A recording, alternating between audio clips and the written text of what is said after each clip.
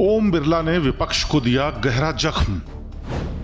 विपक्ष ने लगाया संविधान बचाओ का नारा। स्पीकर से मिला जवाब करारा।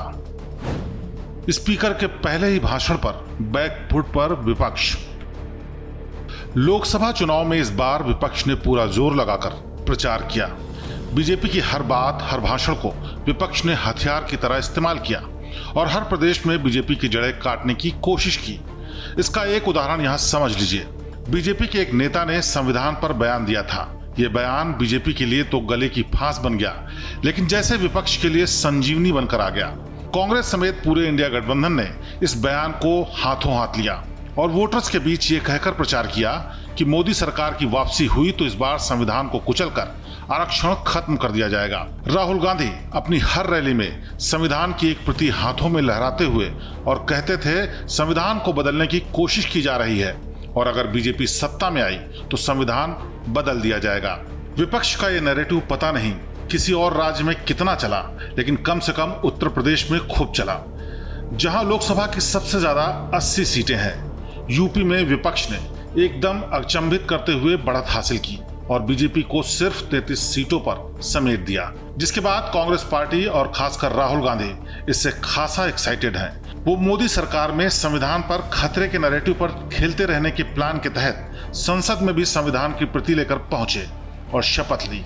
राहुल के साथ समाजवादी पार्टी के मुखिया अखिलेश यादव और कई विपक्षी दलों के सांसदों ने भी हाथ में संविधान की प्रति लेकर पद की शपथ ली।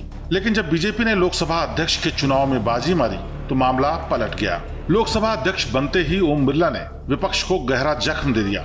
संविधान बचाओ का रट लगा रही कांग्रेस समेत इंडिया ब्लॉक के दूसरे दल आपातकाल पर लोकसभा अध्यक्ष के पहले ही भाषण से बैकफुट पर आ गए। बिरला ने भाषण के बाद 2 मिनट का मौन भी रखा, जिससे संविधान की रक्षा का रट लगा रही कांग्रेस के लिए बड़ा अनकंफर्टेबल माहौल बन गया। कुछ मिनटों पहले ही लोकसभा अध्यक्ष के आसन पर बैठे ओम बिरला ने सबसे पहले अपने भाषण में आपातकाल की पुरजोर निंदा की। बिरला ने केवल न लंबा चौड़ा भाषण पढ़ा बल्कि 2 मिनट का मौन भी रखा। ये खासकर कांग्रेस पार्टी के जले पर नमक छिड़कने जैसा हो गया। कुछ ही वक्त के अंदर उसे 2 मोर्चों पर जबरदस्त मात खानी पड़ी। पहले तो उसे लोकसभा अध्यक्ष पद के लिए अपना कदम वापस लेना पड़ा, फिर संविधान के मोर्चे पर मोदी सरकार को घेरने की जुगत में उसे आपातकाल पर निंदा प्रस्ताव में फंसकर मुंह की खानी पड़ी।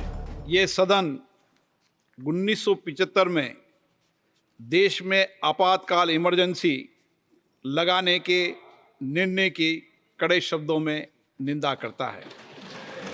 इसके साथ ही हम उन सभी लोगों की संकल्प शक्ति की सराहना करते हैं जिन्होंने इमरजेंसी का पुनर्जोर विरोध किया, अभूतपूर्व संघर्ष किया और भारत के लोकतंत्र की रक्षा का दायित्व निभाया।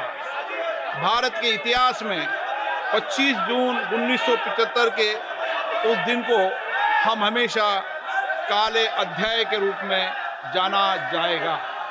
वहीं जब अब कांग्रेस के नेतृत्व में विपक्ष इस बार संसद में ज्यादा आक्रामक रूप में है, इसलिए मौका मिलते ही सत्ता पक्ष भी हमलावर हो गया। एनडीए के सांसदों ने पूर्व में इंदिरा गांधी सरकार के दौरान देश में लगे आपातकाल के खिलाफ सदन के अंदर और बाहर नारेबाजी की। उन्होंने एकजुटता दिखाते हुए बैनर पोस्टर लहराकर प्रदर्शन किया। यह न केवल कांग्रेस बल्कि उसके साथी दलों के लिए भी बैकफुट पर लाने के लिए काफी है। दरअसल आपातकाल संविधान पर ऐसा धब्बा है जिसे राहुल गांधी की माफी भी नहीं धो पाई। इमरजेंसी के सालों बीत जाने के बाद भी कांग्रेस के पास आज तक इसका कोई जवाब नहीं। खासकर संवैधानिक मूल्यों की रक्षा की रट के जवाब में बीजेपी ने कांग्रेस को ये बता दिया कि जिसने संविधान की हत्या की हो उसको नसीहत देना तो शोभा देता ही नहीं है। प्रधानमंत्री नरेंद्र मोदी ने भी सोमवार को संसद सत्र के पहले दिन लोकसभा पहुंचने से पहले मीडिया के संबोधन में आपातकाल पर बड़ा जोर दिया था।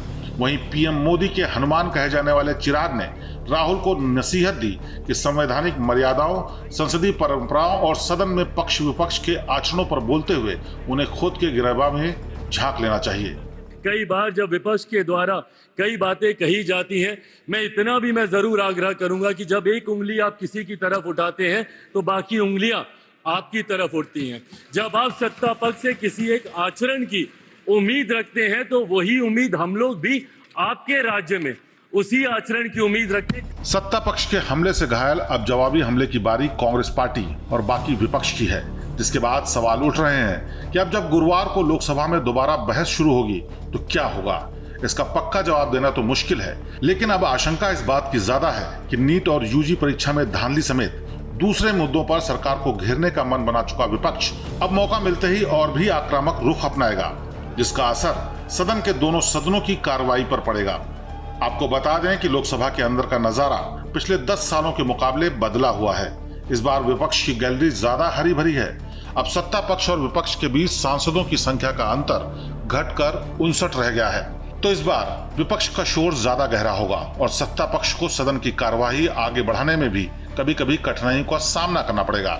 जिस तरह उन्हें आपातकाल के मुद्दे पर सत्ता पक्ष ने ताजा जख्म दिया है, उसके बदले में किसी न किसी रूप में कुछ न कुछ तो जरूर आएगा, क्योंकि अभी भी यही लग रहा है कि आपातकाल की निंदा में 2 मिनट के मौन ने संसद के घंटों बर्बाद करने की पटकथा लिख दी है। श्रेष्ठ भारत पर खबरों से जुड़े रहने के लिए चैनल को सब्सक्राइब और लाइक करें, बेल आइकन दबाएं और देखते रहें श्रेष्ठ भारत।